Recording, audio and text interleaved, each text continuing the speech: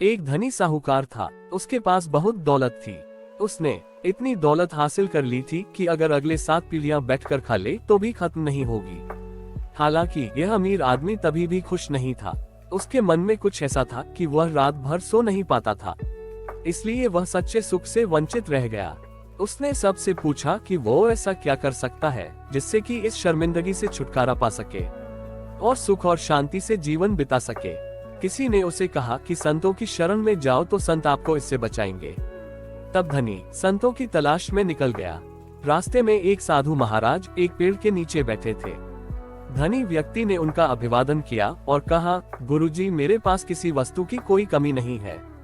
अगली 7 पीढ़ियां बैठकर बिना काम किए आराम से खा पाएगी।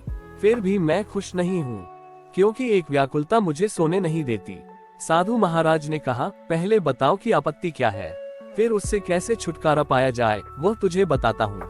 अमीर आदमी ने कहा, यदि महाराज ऐसा कहते हैं तो मुझे कोई आपत्ति नहीं है, लेकिन एक परेशानी है और परेशानी यह है कि मेरी 8वीं पीढ़ी का क्या होगा, क्योंकि यह धन 7 पीढ़ियों के लिए तो पर्याप्त है जो मैंने अर्जित किया है। सिर्फ चिंता 8वीं पीढ़ी की है। साधु महाराज मुस्कुराए और बोले, चिंता मत करो, मैं तुम्हें इस परेशानी से बचा लूंगा। साधु ने उसे 1 किलो चावल की पोटली दी और कहा कि उस पहाड़ पर एक बुढ़िया एक कुटिया में रहती है, उसको चावल देकर आ जा, फिर मैं तुम्हें तुम्हारे भ्रम से मुक्त करता हूँ।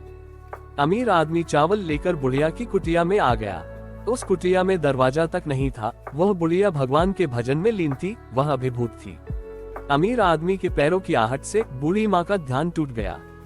उसने ऊपर देखा और कहा कि बेटा, आप यहाँ क्यों आए हो?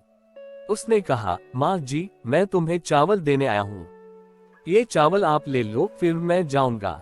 बूढ़ी माँ ने कहा कि मैंने आपको चावल लाने के लिए कहा था क्या आपके सामने हाथ फैलाया था? नहीं है ना, फिर चावल क्यों लाए? ये पोटली उठाओ और जाओ। फिर अमीर आदमी ने कहा, मुझे उस पेड़ के नीचे बैठे साधु ने भेजा है, इसलिए मैं आया हूँ। उसने कहा कि जाकर साधु से कह देना कि मेरी कुटिया में 2 दिन के लिए पर्याप्त चावल है। अमीर आदमी ने अपने सामान्य ज्ञान का इस्तेमाल किया। उसने कहा कि माँ जी, आपको तीसरे दिन के लिए चावल काम आएंगे। उसने कहा कि आप और वह साधु मेरे तीसरे दिन की चिंता मत करो। बुढ़िया बोली, उस साधु से कहना कि मेरे तीसरे दिन के चावल का संबंध उसी से है जिस पर मैं इस एकांत स्थान में अपना सारा बोझ लेकर जप करने बैठी हूँ। ये सुनकर अमीर आदमी पोटली लेकर वापस आ गया। साधु के सामने पोटली रखकर चला गया। साधु ने उसे पुकारा, अरे ओ सज्जन, तुम समस्या लेकर आए हो, है ना? मैं तुम्हें इससे बाहर निकालने जा रहा हूँ।